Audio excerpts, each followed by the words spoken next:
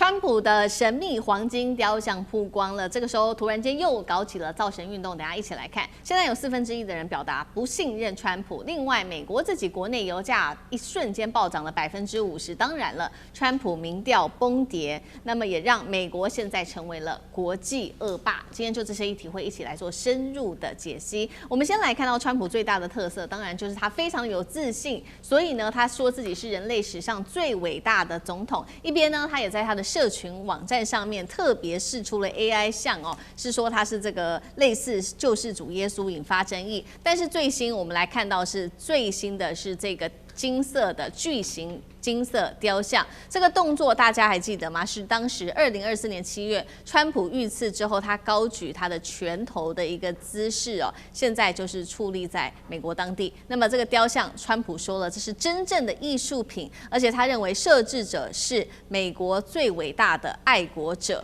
好，那麼其實呢，除了這個金色的雕像引發討論跟批評之外，其實自己在美國自己的內部也有很多是崇拜川普的一些行為嗎？我們來看到財政部說要發行印有川普簽名的紙鈔，還有呢這種肖像的川普肖像的紀念幣，還有美國的護照上面也會印有川普的頭像。佛州的這個機場現在說啊，是不是乾脆改名叫做川普總統國際機場了呢？一切都是川普的符號像化。那麼再來，我們就是看到民眾的最新民調了，到底大家對他滿不滿意呢？先來看。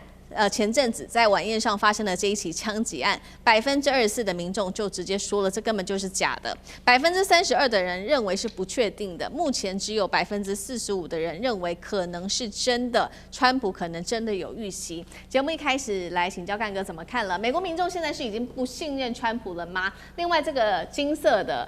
這個肖像，幹哥又怎麼看？好，這個金色雕像你知道在哪裡嗎？在佛州，他老實講，他第一任當選的時候，馬上就要公布。你知道後來搞出什麼事情來？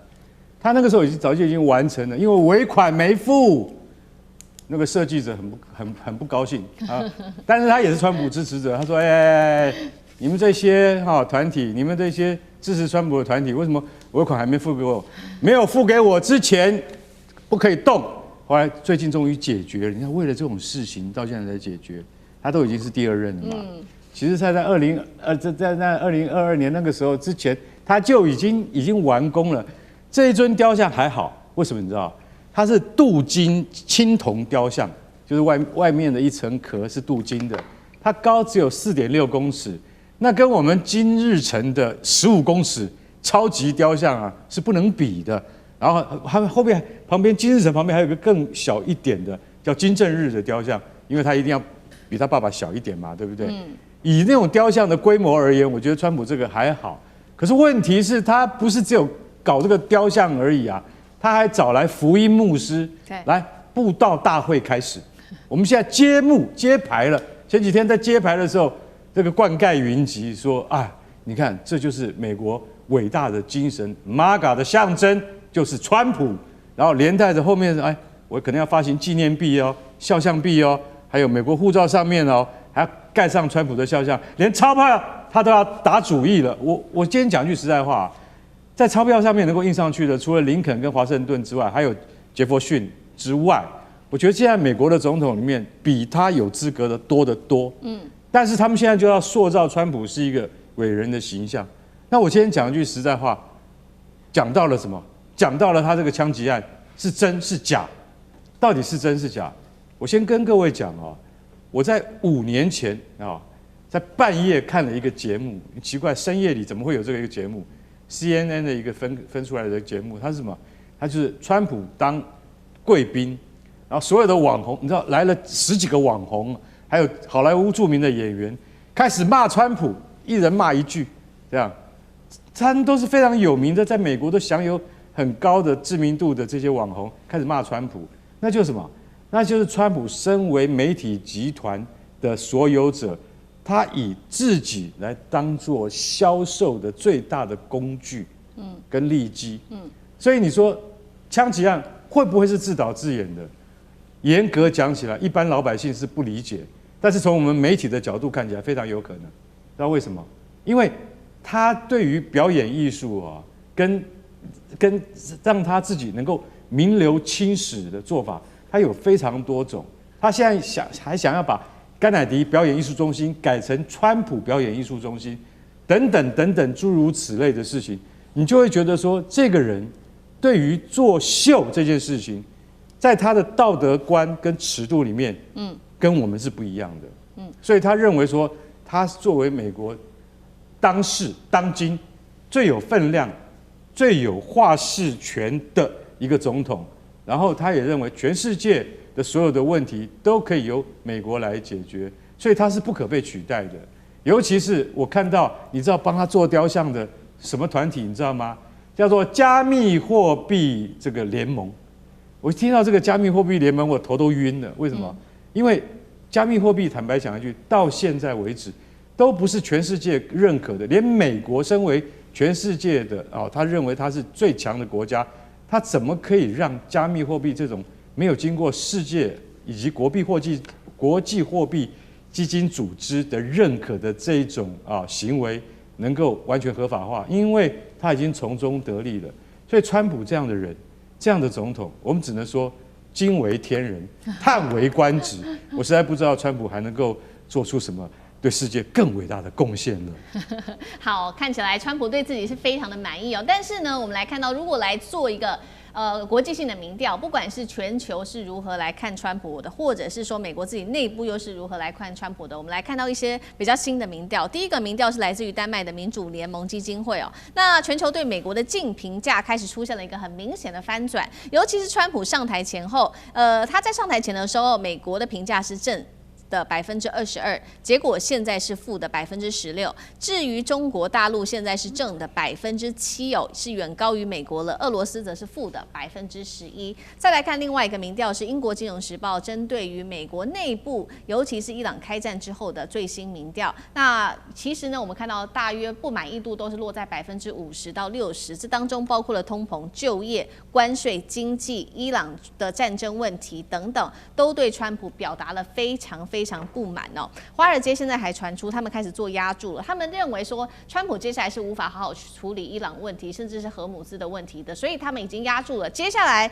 油價就是會居高不下，聯準會也將會升息。他們針對的這些項目，華爾街已經做了最新押注。大使怎麼看接下來的期中選舉對於川普的影響？期中選舉如果說美伊戰爭的話持續沒有辦法解決的話，對川普絕對是一個很大的一個這個傷害了。那本來他就不是很樂觀了哦，所以現在就美國的這個政治體制的話，只要兩院有一院他失守的話，也就是共和黨沒有辦法掌握多數的話，那重大政策就會無法推進了。就是基本上就是說，美國政治術語就他已經進入跛鴨時期了。那川普事實上的話，現在他所以還能夠一意孤行，最主要參眾兩院都還支持他。美國的國會是有很大的權力，他可以去調查，他可以去這個彈劾。他可以去這個在官員任免的時候他可以把你杯葛所以這個部分的話，其實美國現在所以川普可以一意孤行，最主要這個兩院都是在共和黨的手裡，這兩院目前都還是團結的，不是因為川普，而是因為他們共和黨彼此要抱團。可是現在問題就變成在眾院裡面，像這次兩伊戰爭、美伊戰爭就已經造成一些共和黨的眾議員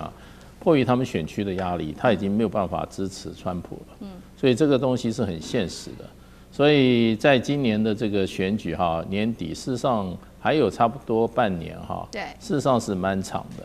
川普還是有很多機會可以挽回一層或挽回兩層，就是說在收拾人心上面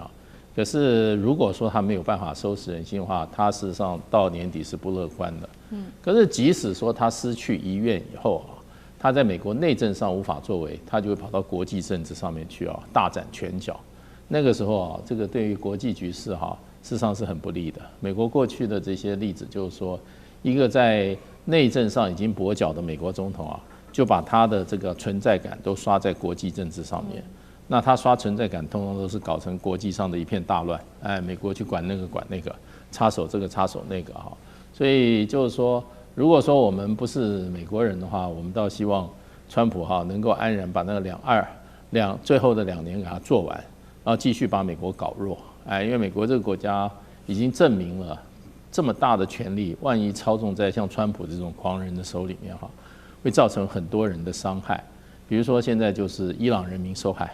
伊朗人民受害就变成整個中東地區都搞得一塌糊塗，然後兩伊戰爭也是一樣，對。那另外一方面的話，他現在伸手到東亞的話，哈，那可能會把台灣推上這個火線，哎，所以川普這種不可測，而且以犧牲別人其他利益成就自己的這種個性的話，其實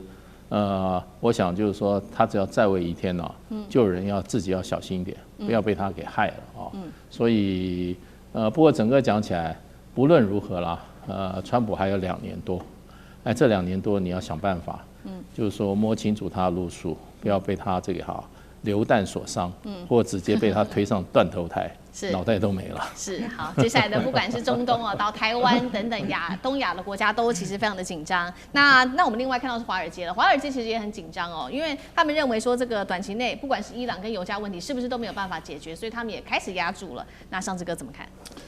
這個華爾街的部分，我想其實大家都覺得，當然關係這個伊朗的這邊的狀況，或者荷姆茲，因為對全球的能源這件事情，這是扎扎實實的，而且不止能源啦，從石油或等等相關的部分，包括尿素、化肥都是有關的。那這裡頭就牽涉到有好多華爾街投資的標的了，那包括這種郵輪的運輸等等。因此我想華爾街其實現在看待的部分，其實不只是川普他現在個人的這個聲望的起伏，而是川普現在所有在伊朗戰爭所有的局勢所涉及到的方方面面。我想其實現在是華爾街是這樣，大家不要覺得大家都一定要什麼一定要恢復，沒有，這不懂投資啦。投資簽國際資本其實真正能賺錢都是動盪。動盪當中，多頭或空頭都是賺錢的機會，而不是說一定是平穩大家才賺錢。不是的，國家運作可能需要平穩，可是呢，真正的國際資本其實要的動盪，可是動盪不能失控。所以呢，早先其實，在伊朗戰爭的這個波斯灣戰爭的前期，是因為一切都不確定，還有以色列，還有周邊，而且甚至會發展成第3世界大戰，有太多不可測的因素。所以對華爾街來講，一旦不可測到不能夠去預測後面的可能性的情形之下的話，那很恐怖。但是最近我们就已經看到了，包括川普的很多的一些行為，慢慢的進入可猜可控。比如說，其實最近其實華爾街 Bloomberg 哈，其實它就來自 Bloomberg 的這個財經的部分。過去大家在笑那個川普是他口，也就是說川普會很強烈，到一個階段來講就撤回來了。好，就是撤回來，就是跟人講說，就是 chicken out， 就是川普的就是他是 Trump always chicken out。然後呢，最近他就又有一個這 Nacho 就是我們提到的部分，就是 Not a chance Hormuz opens。其實這裡頭，因為這兩個東西，其實在美國都知道，因為他們都墨西哥的那個 taco 哈，然後 Nacho 都是小點心，所以因為在美國當中是他們聊到墨西哥是有點都是俚語，就開玩笑，就是它不是一個正規主流的東西，所以再去形容川普，就是川普怎麼樣，哎呀，都已經開不了。所以這種所謂的這種投資圈產生去形容川普政治的這些俚語本身的表達了某方面來講，就是我已經知道你川普，你再怎麼樣荷姆茲，你說開了，而且都不會開。好，我拉到前面講的部分，華爾街要的是可以推論跟預測。你說這川普都沒做事嗎？我舉個例子，在前幾個月，也不到半年前呢，先前不是移民問題很大嗎？ICE 在明尼蘇達州就